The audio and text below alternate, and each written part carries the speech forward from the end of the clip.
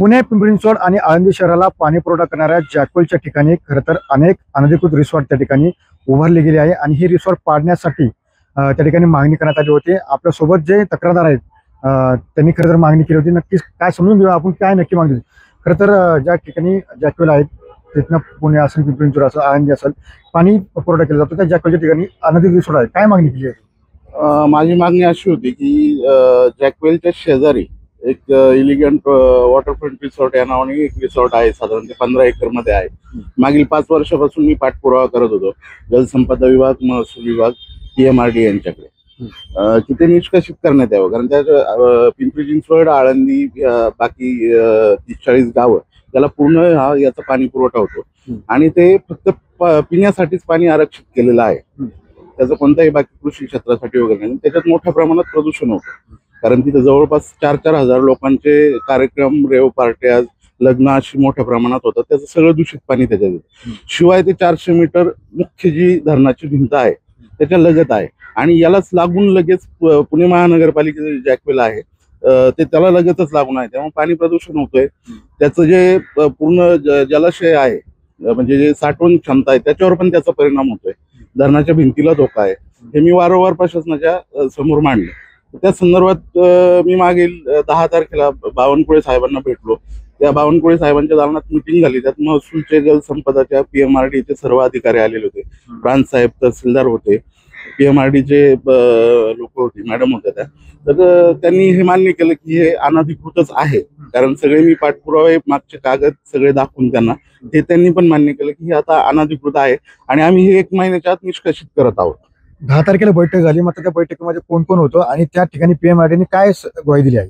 त्या ठिकाणी खेडचे प्रांत साहेब होते, अनिल दौंडे सर होते, तहसीलदार साहेब होते, बेडसे सर होते, जलसंपदाचे होते, मापारी साहेब होते आणि PMRDच्या मॅडम होत्या। ज्या पद्धतीने पाहिलं की खरं तर भामा आसखेडचा जो वॉटर बॅग आहे म्हणजे पाठीमागचा जो भाग आहे त्या ठिकाणी अनेक सुद्धा रिसॉर्ट आहेत, अशा कोणत्या रिसॉर्टवरती तुम्ही कारवाई करण्याची अजून मागणी केली आहे? नाही, जे काही अनधिकृत असतील त्याच्यावर शासनाने कारवाई करावी, कारण पूर्ण महाराष्ट्रावर एवढी धरणं आहेत आणि एवढे अनधिकृत जर केलेले असतील सगळ्या याच्यावर मी एकटा सामाजिक कार्यकर्ता एकटा एवढं सगळं शासनाला मांडू शकत नाही। पण मी जवळपास हे जॅकवेलच्या शेजारी आहे म्हणून मी ही माहिती काढली। या माहितीच्या अंतर्गत आले की तिथं अनेक अनधिकृत बांधकामं असू शकतात। शासनाने त्याच्यावर निर्णय घ्यावा, PMRDने त्याची पाहणी करावी आणि जे अधिकृत असतील त्यांनी सगळ्या PMRDच्या परवानग्या सगळं घेतलेलं असेल ते योग्यच आहे, जर नसेल तर त्यांनी नक्कीच कारवाई करावी। तुम्ही म्हणता की 15 एकर मध्ये हा संपूर्ण रिसॉर्ट आहे, मात्र कोणत्या प्रकारच्या परवानग्या घेतल्या नाही असं निदर्शनात आले, मात्र एवढं मोठ्या प्रमाणामध्ये रिसॉर्ट उभं करणं कितपत योग्य होतं? हे तर अयोग्यच आहे, कारण जर समजा प्रशासनातील काही लोकांनी याच्यावर पूर्वीच लक्ष दिलं असतं तर ते 5 एकरचं 10 एकर, 10 एकरचं 15 एकर झाले, अजून 2-3 एकर काहीतरी शेतकऱ्यांची जागा त्यांनी भाडीने घेऊन आणखीन ते वाढवत आहेत। याच्यात सगळ्याचीच बँकेची फसवणूक आहे, शासनाची फसवणूक आहे आणि ही जागा जलसंपदा विभाग पण म्हणताय की आमच्या जागेत 2 ते 3 एकर मध्ये त्या जॅकवेल मधनं जो सगळा भराव निघालेला होता हे टाकून वाढवलंय, हे सगळं मान्य आहे। जलसंपदा विभागाचा आणि महसूल विभागाचा जवळपास 500 पानांचा एकमेकाचा जी पत्र पाठवलीत त्यांनी, ही कारवाई झाली पाहिजे। याच्या मागील 5 वर्ष सगळे पुरावे माझ्याकडे, पण कारवाई झाली नाही। पण आता एक वाटतंय की नक्कीच ह्या महिन्याभरात PMRDने एवढं ठोसपणे सांगितलंय आणि हे मान्य पण केलं, कारण PMRD डिपार्टमेंट कडनं पण मी मागील 3 ते 4 वर्षापासून फॉलोअप घेत होतो की असं काही त्यांनी परवानगी घेतली आहे का। आता महसूलचा विभाग, महसूल विभागाचा जो प्रश्न आहे तो जमिनीशी आहे, पण तिथं मोठ्या प्रमाणात 70 ते 80 बंगलोज, हेलिपॅड, बोटिंग ह्या सगळ्या गोष्टी तो अनधिकृतपणे चालवतोय।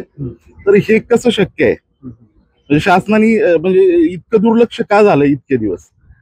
नक्की ज्या पद्धतीने पाहिले की खरं तर भामा आसखेड धरणाचा जो जॅकवेल आहे त्या ठिकाणाहून पुणे शहर असेल, आळंदी शहर असेल आणि पिंपरी चिंचवड शहर असेल, या 3 ठिकाणी खरं तर पाणी पुरवठा केला जातो आणि त्याच ठिकाणी अनधिकृत जे रिसॉर्ट आहे ते रिसॉर्ट उभारला आले आहे। मात्र ज्या पद्धतीने पाहिलं की खरं तर जी बैठक झाली त्या बैठकीमध्ये पुढील 1 महिन्याभरामध्ये हे रिसॉर्ट पाडलं जाईल असं PMRD कडनं सांगण्यात आलेलं आपल्याला पाहायला मिळत आहे। सुनील जगळे, TV9 मराठी, खेड, पुणे।